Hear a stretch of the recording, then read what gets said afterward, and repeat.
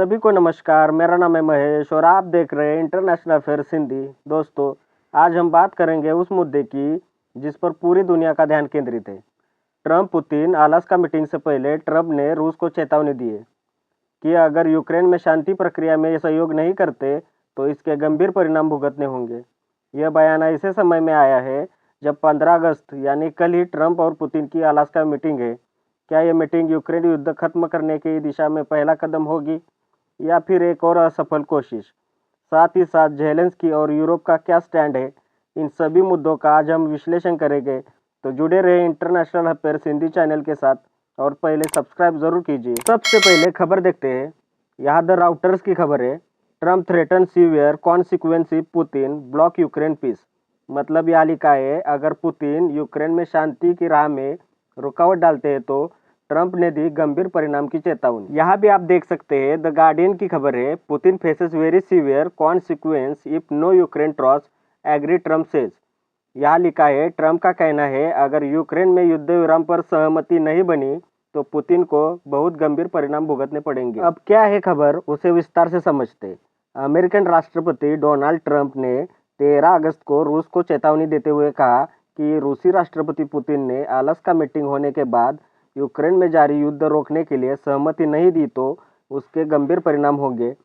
Trump और Putin की Alaska में होने वाली मुलाकात को शुरुआती मीटिंग के तौर पर देखा जा रहा है। ऐसे में ट्रंप की चेतावनी के मायने क्या हो सकते हैं, जरा उसे भी समझने की कोशिश करते हैं।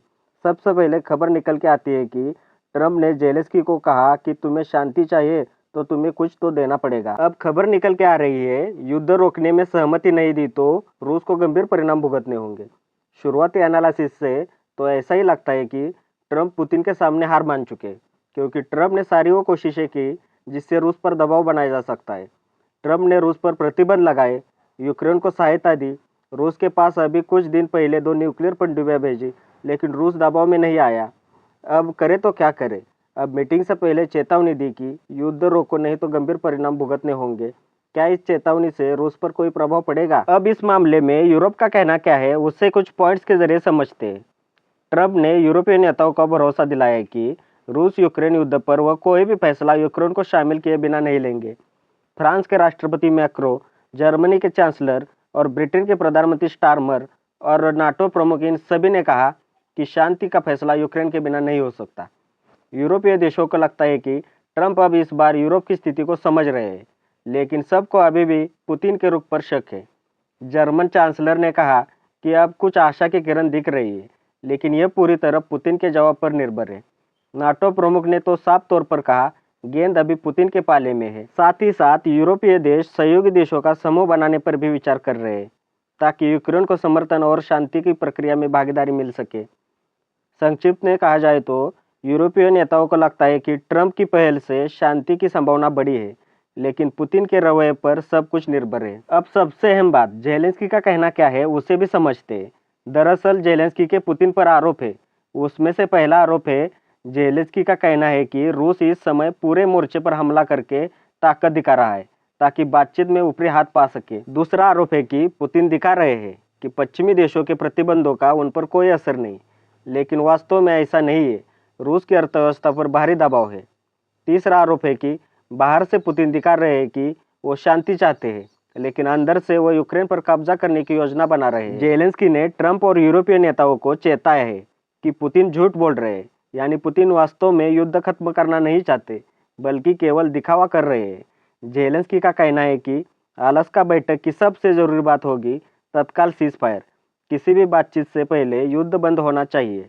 साथ ही साथ ज़ेलेंस्की ने जोर दिया है कि यूक्रेन की संवैधानिक अधिकारों को नज़रअंदाज नहीं किया जा सकता।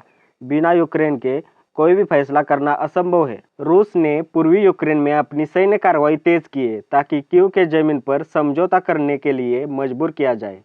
उन्होंने साफ कहा, सरहदें बलपूर्वक बदली नहीं जा सकती। अगर शांति होगी तो उसे स्थायी और लंबी रखना होगा।